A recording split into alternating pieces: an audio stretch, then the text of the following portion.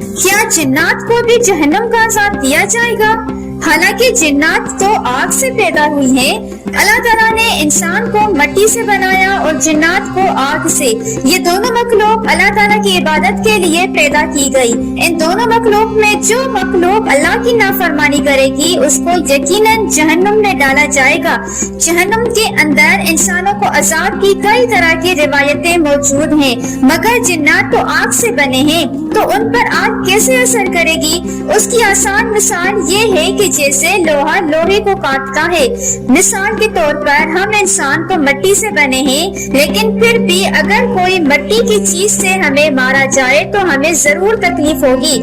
بالکل اسی طرح جہنم کی آگ بھی جنات پر ویسے ہی اثر کرے گی۔